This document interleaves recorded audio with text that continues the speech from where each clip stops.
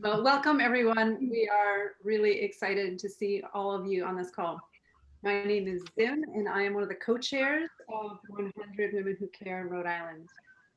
We are thrilled to kick off our 100 Women Who Care community series with a conversation about local giving. But it is really fitting that our first panel focuses on local giving because 100 Women Who Care is all about local giving. The concept is really simple. We leverage the power of collective giving to make an impact in our community. Our members have given over $245,000 to local nonprofits like Close to Kids, Sojourner House, We Share Hope, Rhode Island Community Food Bank, and so many more. The number is significant, almost $250,000 to nonprofits in our community. But the individual donations that comprise it are small. And that's the power of collective giving. My part is not $250,000. I'm giving a very small fraction of that, but the impact, it starts with a small donation and multiplies. And that is really where the significant impact comes in. I'm excited for you to hear from Jessica, Amanda, and Sierra as we hear more about their experiences in thinking about giving. So without further ado, let's get started. It gives me great pleasure to introduce my co-chair, Candida Clayton, who will help moderate the conversation. First question is, what does local giving mean to you with all of your experience within your organizations or places that you've worked and just your community? What does it mean to you? Let's start with Sierra.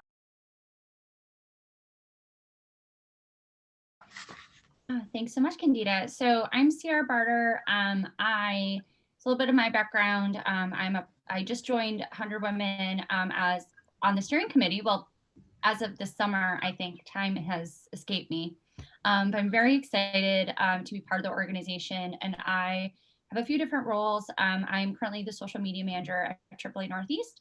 And prior to that, I was the CEO and co-founder of the Lady Project. Since then, I've also been involved in a number of organizations. I started my career in nonprofits, working at Waterfire Providence, working in development. I've been on the board of Girls on the Run, the Lady Project, the Collaborative in Warren. I'm a volunteer with Sojourner House and a number of other organizations, committee members through United Way, Amos House. And there's just so many wonderful nonprofits here in Rhode Island. And to answer your question, Candida, what does collective giving mean to you? And, you know, I'm a huge believer in the power of community, right? The power of people getting together for the common good. I saw it firsthand with Lady Project. I saw it firsthand working my first job out of school at Waterfire, right? We see it every day in the social justice that we're seeing more and more happening. Thank God, you know, throughout 2020 and 2021, we're seeing it in the power of our community right here in Rhode Island. And one thing I love about 100 Women is that we're all contributing to a larger goal and we're all playing our part, and everyone has different roles, right? I know we're going to talk a little bit more about that today, but what giving means to you, as well as how that evolves throughout your own personal life cycle and your own personal abilities to give and what that means to you. So, all right, Jessica.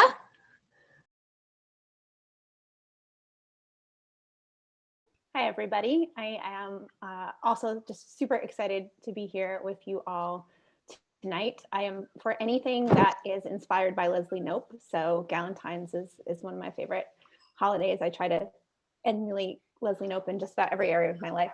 So let's see, I think I'm here because until last spring, I spent 13 years at the Rhode Island Foundation, most recently as Executive Vice President of Strategy and Community Investments. And so I had the really good fortune in that role of working with Kathleen Mallon, who is one of the organizers of this group and the event tonight.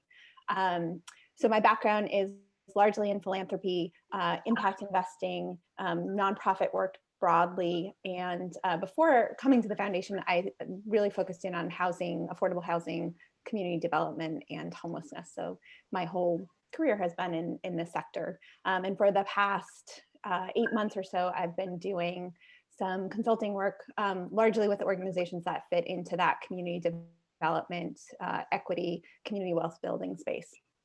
So I would say, you know, what local giving means to me, I think people who know me would agree, I am for all things local. So I very much believe in our responsibility and opportunity to take care of and steward the communities that we care about. And I think local and I think communities are words that we all describe for ourselves. So for me, it's very much Rhode Island.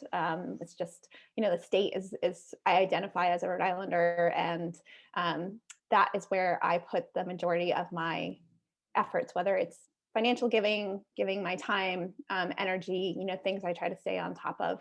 So, you know, that's my definition. Others certainly have, you know, different considerations of what they consider local. I think they're all valid. Whatever communities we identify with, I think we have a responsibility to support them. And that looks different, like Sierra said, at different times in our lives. And, you know, that can change quickly, it can evolve, but, you know, to show up however that looks and whatever that means, and to do it in multiple ways, I think. So for me, it is very much kind of the time, treasure, talent, I think, are the three. But this notion of, you know, really building out a portfolio of ways that you support. And the last thing I will say is, you know, I also think about giving broadly. So for me, not just philanthropy and charitable giving, but also, you know, where do I spend my money in the local economy? You know, which news sources do I support? You know, where do I invest my dollars? All of that, and really thinking about that, how money has an effect on the local community in multiple different ways, not just through nonprofits and charitable giving. Yeah, that's I think that's really important to think about where we're spending our money to, in addition to where we're giving our charitable dollars in terms of supporting the local community. Amanda, what are your thoughts? Hi, good evening, everyone. Amanda Heinzen. I am the Director of Major Gifts and Donor Relations at United Way of Rhode Island. I've been at United Way for over 11 years, which is an incredible journey, an incredible organization. And in my role, I get to work with donors big and small to make a difference in our state. I do a lot of philanthropic advising, helping people navigate some of the complexities of giving from a financial standpoint, but also helping people figure out where do they want to give, what to look for in a nonprofit, and how to truly make that change they're looking for. Personally, I serve on the board of directors for Habitat for Humanity in Providence, which is such a pleasure and an honor. Really excited for you all to hear about upcoming changes at that organization in the coming months. So it's a true honor to serve on that board and as the fundraising chair for that organization as well. So local giving to me is all about seeing the change you want in that community around you.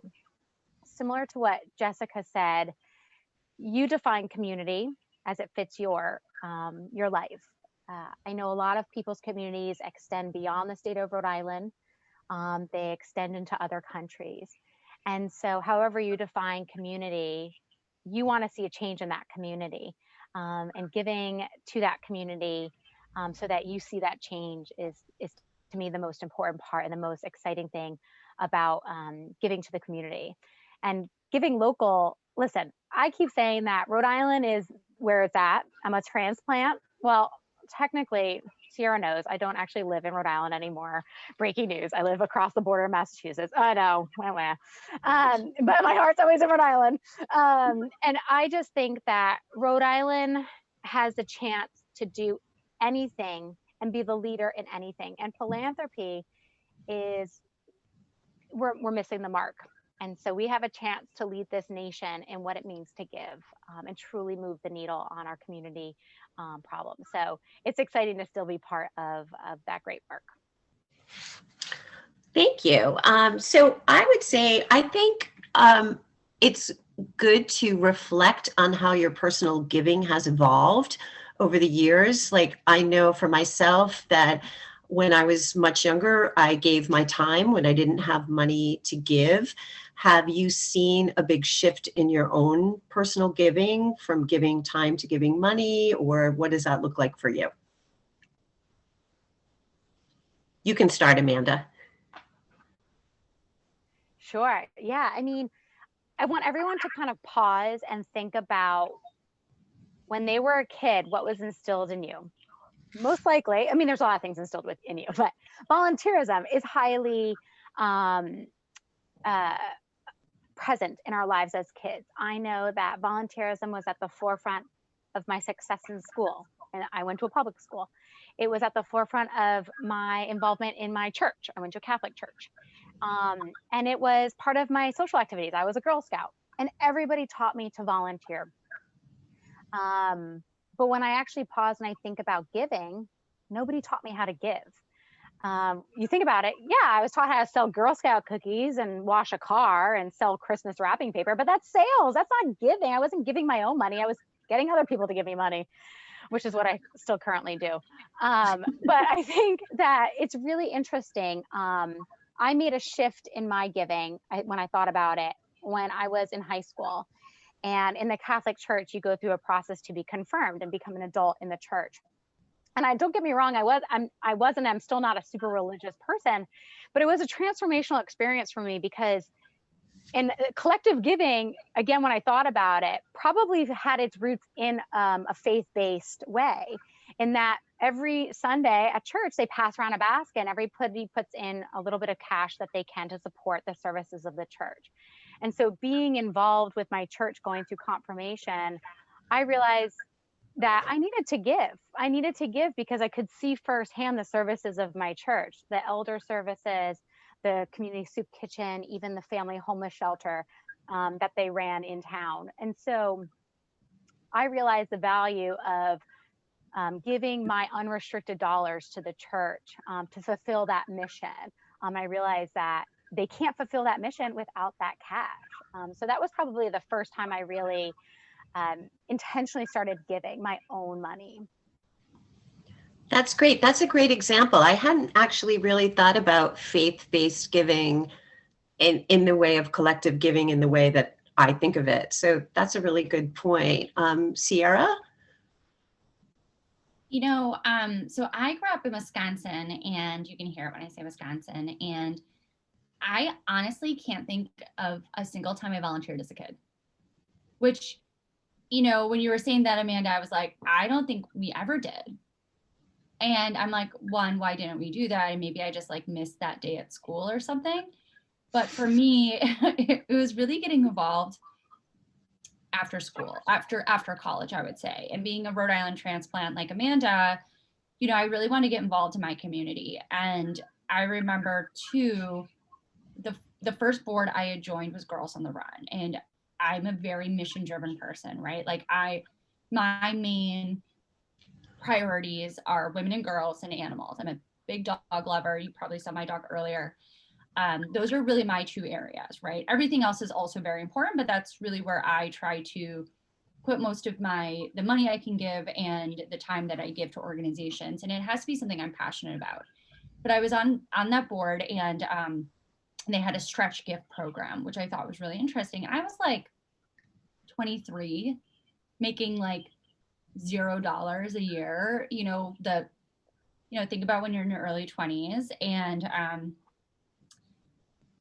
one of the people on the board was like, my stretch gift, my husband and I, we're just not putting an addition on our house, and we're using that money to give to the organization. And I was like, I can give you $6, right? It was $6, but I think my stretch gift for the year was $250. And that was a lot of money for me at the time. And it is a lot of money, right? $250 is a lot of money.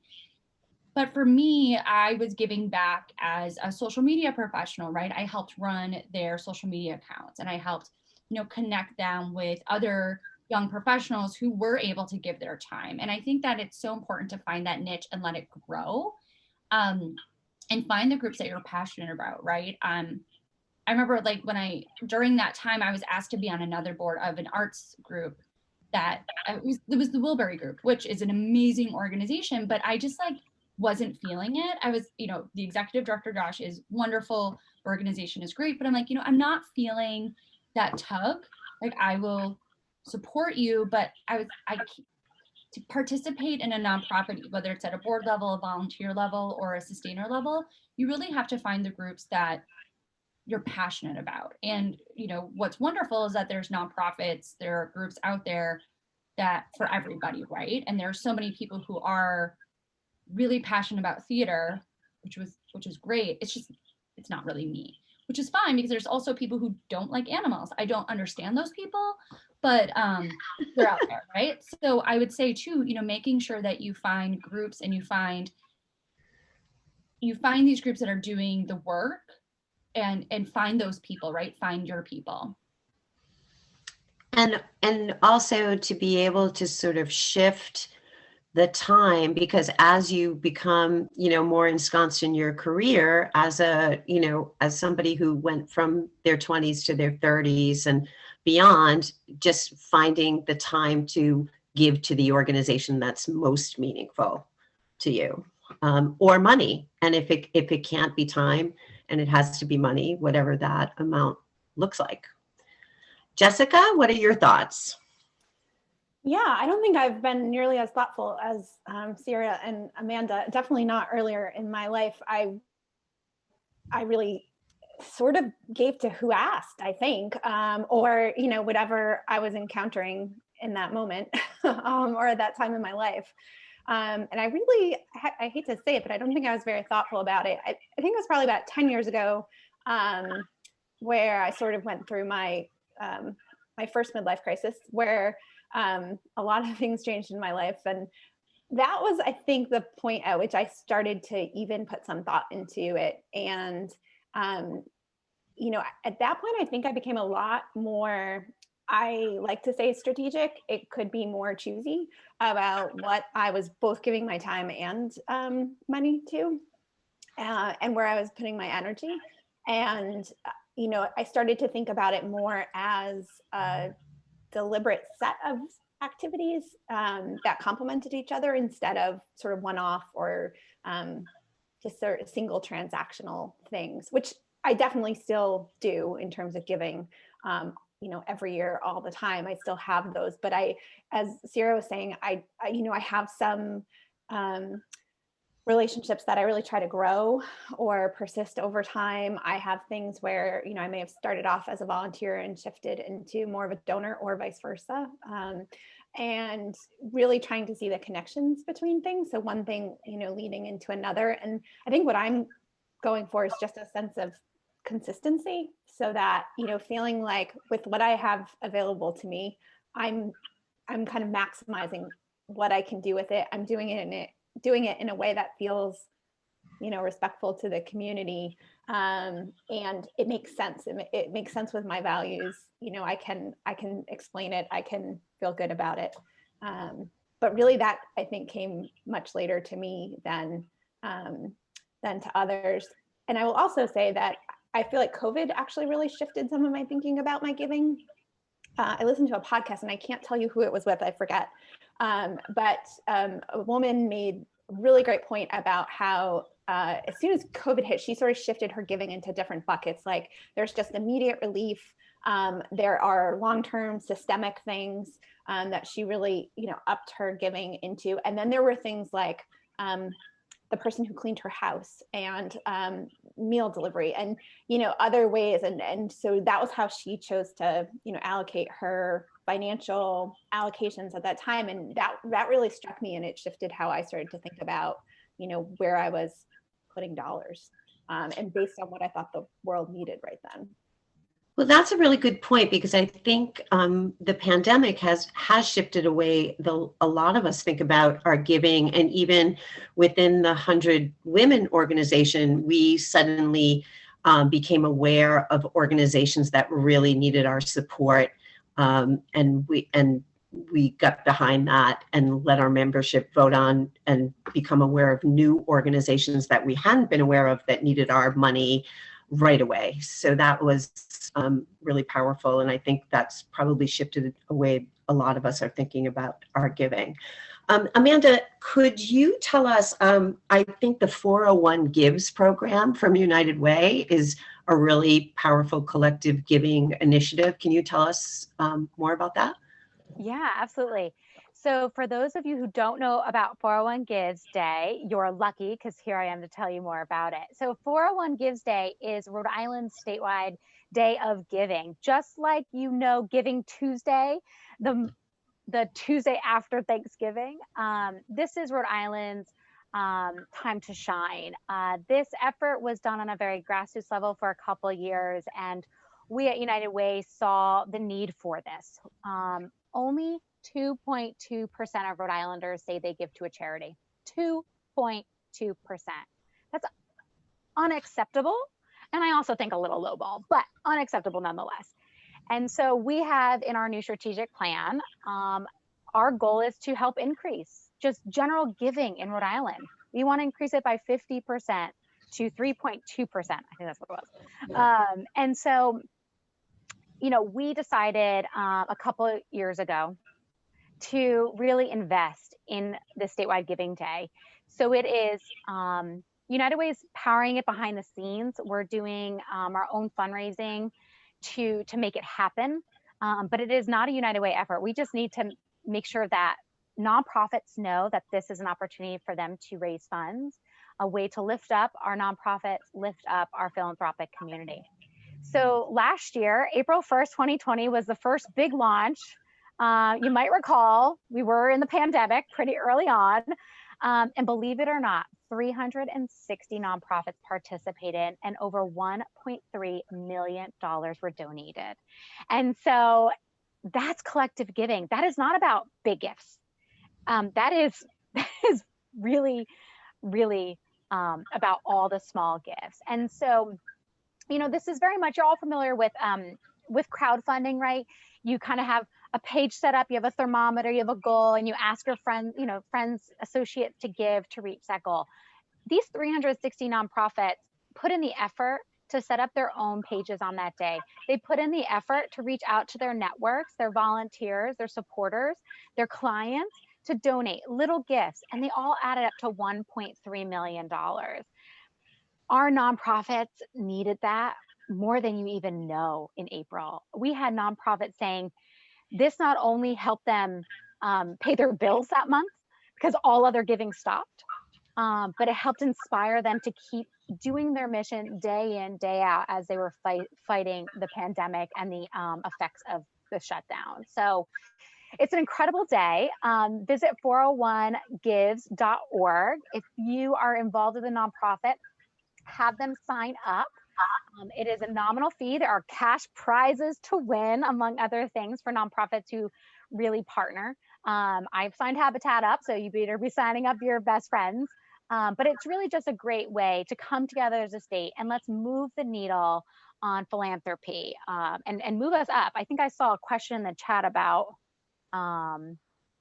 what is the range in other states? That's a great question. Oh, thank you, Rosemary. That's a great question. I don't know the answer off the top of my head. The Chronicles of Philanthropy, which is a publication, lists the ratings, and we are at the bottom. So if that says anything. So if anybody has questions, please put them in the chat so that we can, as we wrap up our conversation, we can look at your questions and direct each of our panelists to them. Jessica, do you have any particular experience with collective giving that you'd like to share? Sure. Well, I worked at the Rhode Island Foundation for 13 years, and that's probably the most relevant experience.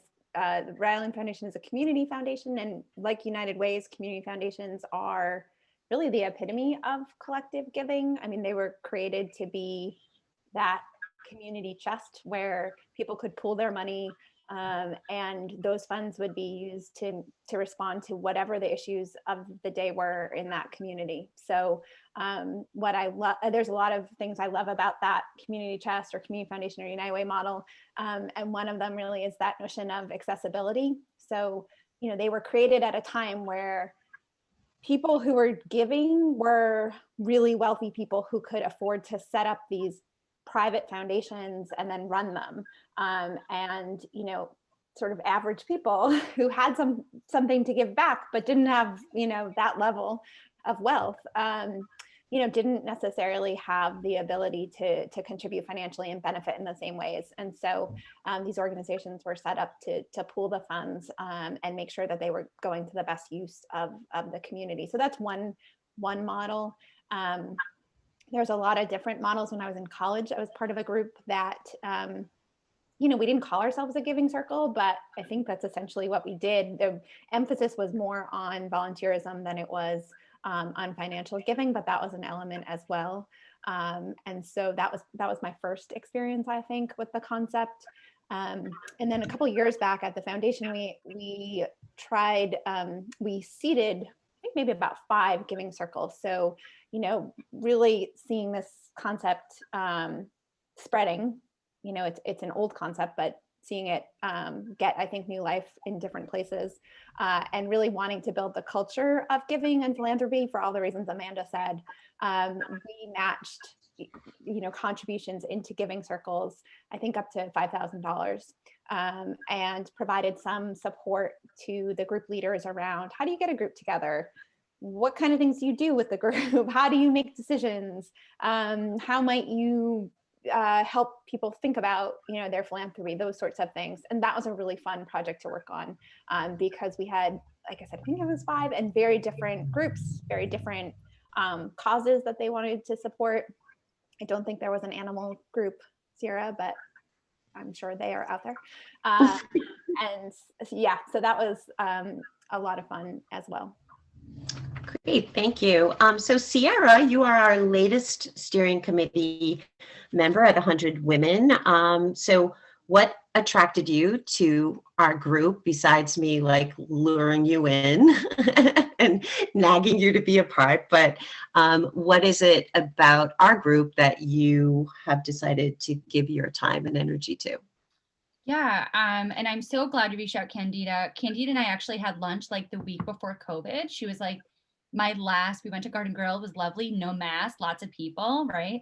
And then the world changed. I'd always known about 100 Women, actually through my time on the board of Girls on the Run, and it was always this kind of mythical unicorn organization. I'd always kind of heard of it, and it was like, there's this group of 100 women, and they all write $100 checks, and these nonprofits get this amazing gift at the end, and you pitch, and it has this entrepreneurial pitch vibe, and I was like, this is so cool. And I felt like it was very like almost like a secret society, but like in a good way. Like you have to, not that there would be a barrier to entry, but just like it was very cool. So I'd always heard about it. And when I was on the board of the Collaborative, which I actually just cycled off, an amazing art gallery in Warren. I do really love the arts, just to be clear.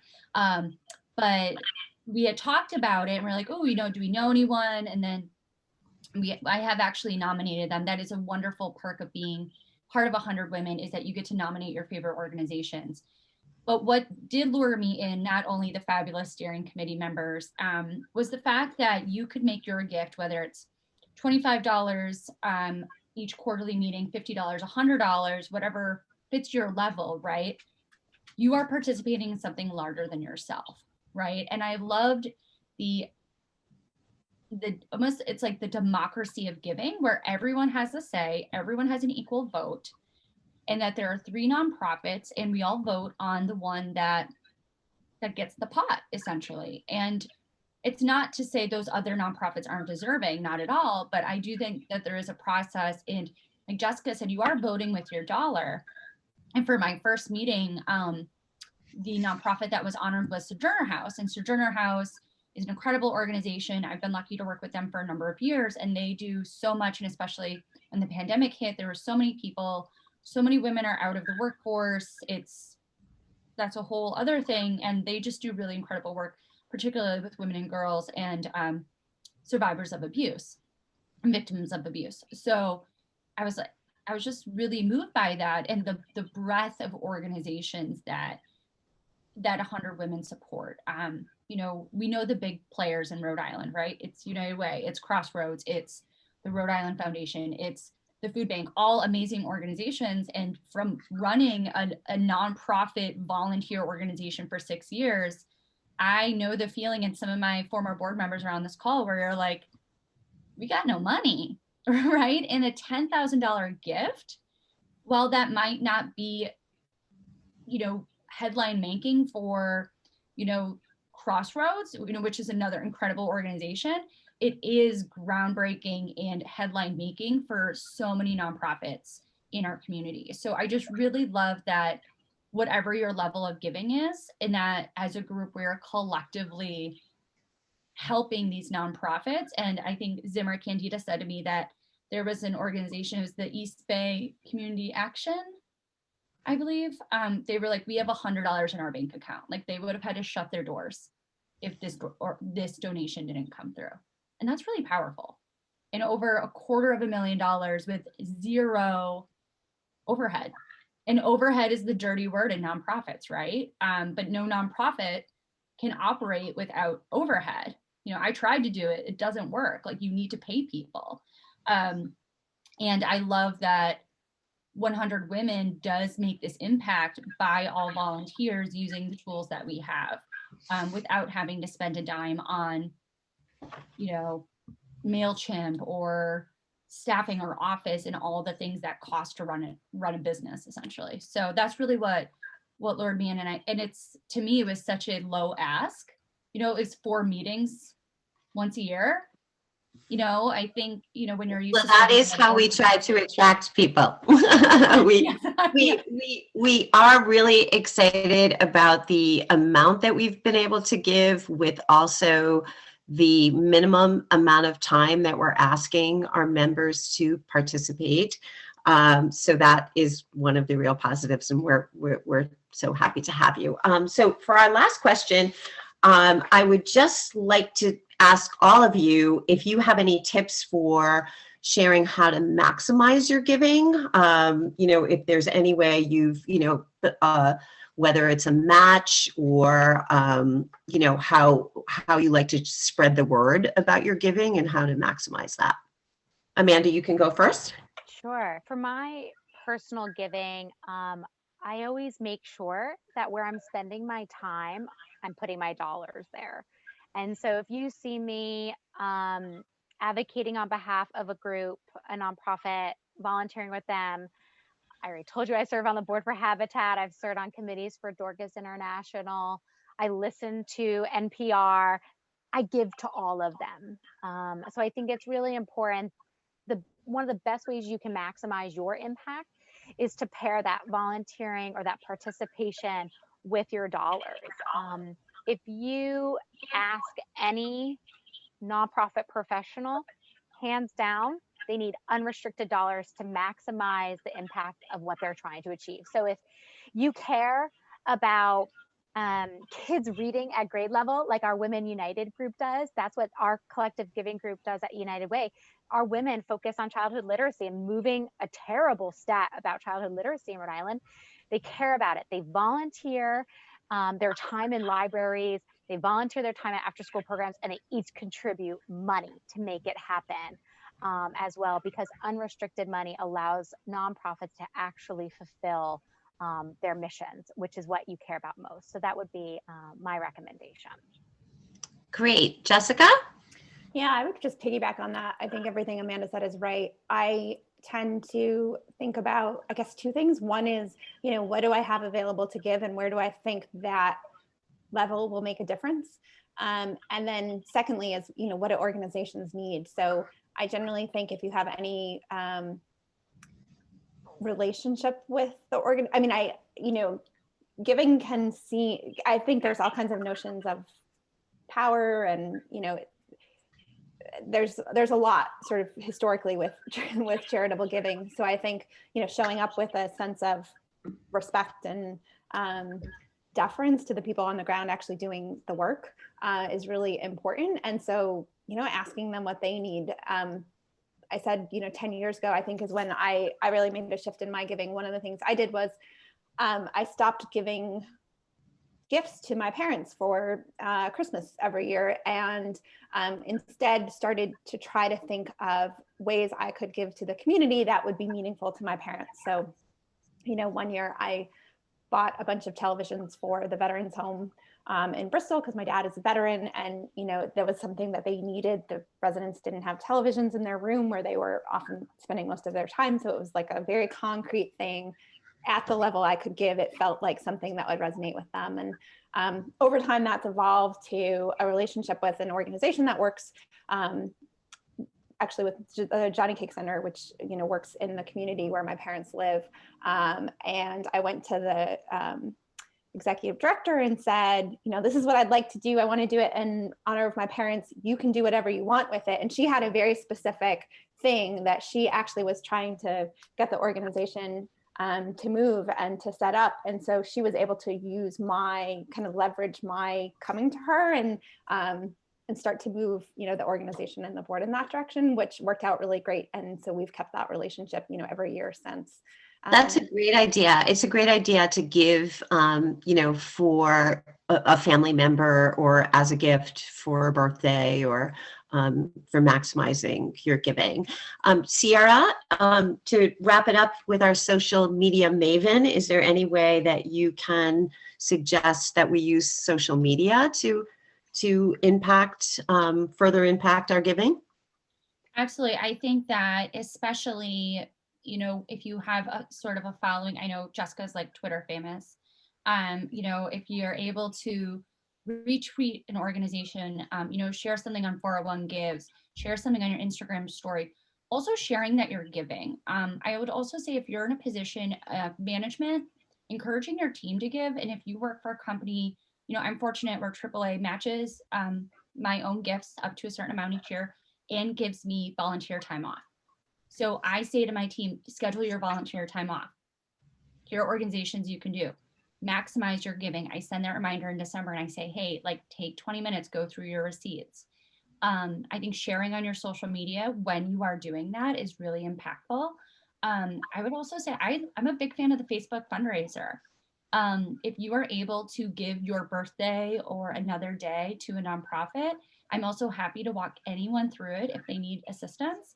But, to what Jessica said earlier, giving money to anyone who asks, anytime I see a friend having a birthday fundraiser, I'm more, I feel very privileged to be in a position where if I give $20, it's not going to make a difference if I can afford to eat that week, right? That's, and I'm happy to do that. And those add up. And by the time I do my taxes every year, I'm really, I'm proud of the fact that I can support organizations in a way that is meaningful to me and to my family. But I would say through social media and connecting and amplifying those voices. And I think that there was a question that came through around, diverse organizations and working with organizations with non-white leaders.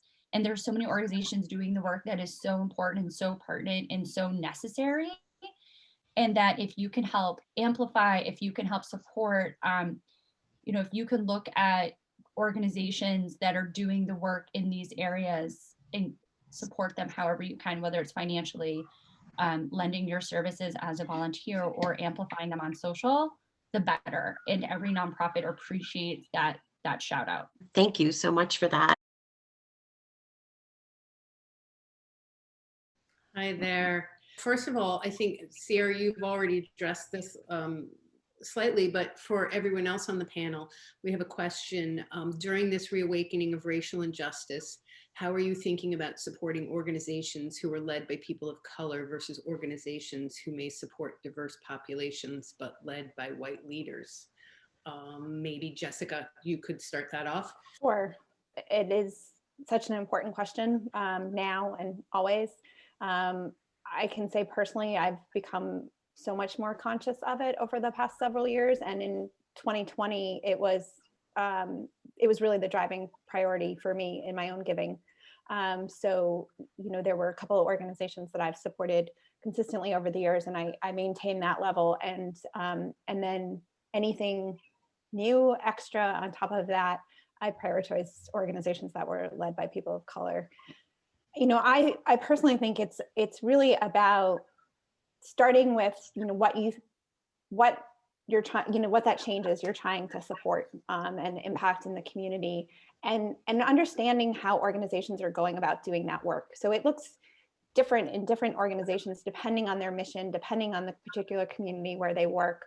But really getting to know what are the values they bring to the work, how do those values come alive in their leadership decisions, in their governance decisions, in how they use their financial resources, in, you know, program decisions they make about which programs they choose and which they, you know, take a pass on. So I think, you know, it is an important, absolutely an incredibly important element, because, you know, for all the reasons we all know in terms of representation, in terms of leadership within communities, and it's also a complex, you know, I would encourage, as we're looking at organizations, to certainly look at that and look at, you know, a number of other decisions and way things are represented within the organization.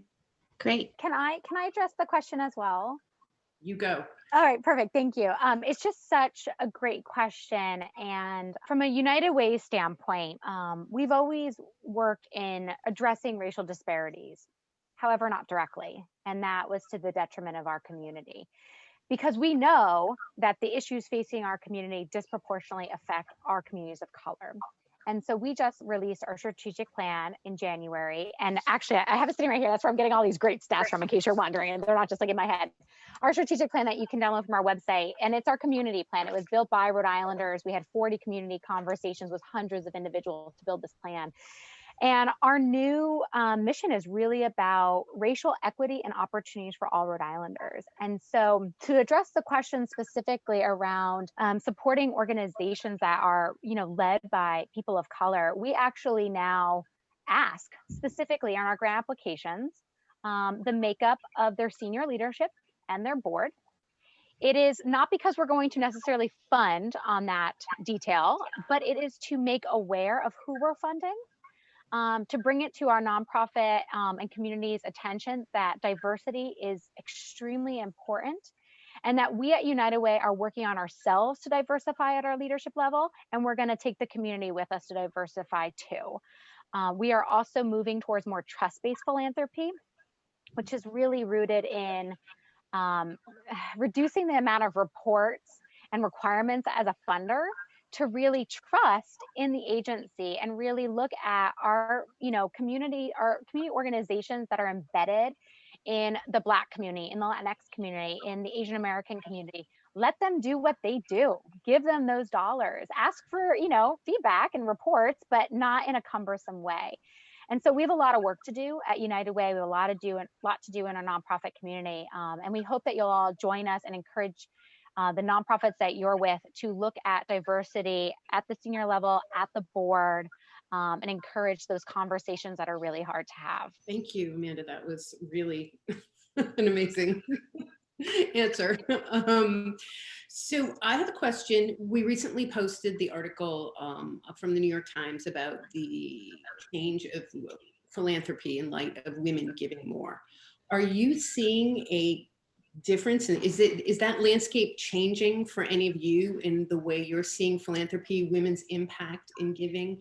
And what do you think that means in the future? Women have the purchasing power in America, right? So women tend to, I believe they make 80% of the purchasing decisions for their household. So whether that is the can of seltzer, the type of toilet paper you're buying, but also the gifts, right? And I think that is monumental, but it needs to be part of a larger conversation. And the fact that 3% of Rhode Islanders, and there's 1 million people in this state, you know, that should be a lot more. And it should be, everyone should be giving at some sort of level and should be starting at a young age, right? You know, ingrained in what that looks like. But I think the more women participating and asking those hard questions, and women tend to also give, and please correct me if I'm wrong, but more humanitarian and more organizations that focus on kids, on women, on the most vulnerable, right? And focusing on that in our communities. So I think it's great. I think that, giving should be across the board, but whatever level suits that person at that time.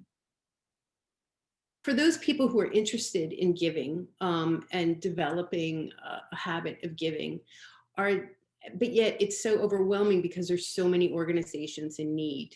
Do you have any advice for people who are just starting out into where to look, how to find organizations, just where to start? Yeah, I can take a first shot. I mean, I think there's a lot of places to begin. It is overwhelming. And at one point, Rhode Island had one of the highest nonprofits per capita in the country. I don't know if we're still up there, but I think one thing is just starting with the assumption that there's no right answer. So, it's not as if like there's this perfect answer that you have to discover in order to start. You can start somewhere and it'll sort of grow and evolve and lead into other things. I think your own community and the things you encounter on a day-to-day basis are also a good place to start. So, do you go to the library? Did you adopt a pet from the local shelter? Does a family member receive services from, a health organization? What are the nonprofits that you interact with on a daily, weekly basis? And the ones that you see in your community doing good work. I think asking friends is a good example, and paying attention to what your friends and people that you respect are talking about and what boards they serve on, things like that. I also suspect if you call the United Way or the Rhode Island Foundation and you've got an interest, and ask their staff members what suggestions they have. They'll have some good ones. I think one of the things that's great about social media is you can really start to follow some of these organizations and learn more about them, both, not just what they're doing, but also how they talk about what they're doing and who's involved with what they do. So that's another really great opportunity. I'll add, just give. Don't overthink it. Just give. Give what you can. Some people say give until it hurts. I'm a mom now and I bought a house, so I can't give till it hurts. I got bills to pay, but give what you can when you can. The number one reason why people give is because someone asked them. So when you think about all of your current giving or giving you've done in your life, it's because somebody asked you to give. And usually it is someone you're close to, a friend, a colleague, a family member. So the most important thing is that you're giving. And for all of you who have kids, grandkids, nieces, nephews, adopted nieces and nephews, right? I know our Auntie Leanne is one of our favorite people, my best friend to my daughter. Teach your kids about giving. I actually work with one of our board members. She's got 2 boys in high school. And the mother forced them to come sit with me and talk about giving. But at the holidays, they give their kids each $200, and they have to research and figure out where they want to give that money. I think that's amazing. And so I sat with them and I talked about, how do they figure out? It starts with your passion. It starts about what you really care about, even if it's just in this moment. Doing your research, making sure they're sound organizations, that they are legit 501c3s, no scams, please, and then give and feel good about it. Thank you all for participating in this panel, and I hope that everyone on this call got something out of this. There's a lot to take away, and I certainly learned some things, and it's really, really interesting to hear all of your thoughts on it. So just in closing, I'll say we will follow up with an email, and again, I'd encourage you to join us on March 3rd.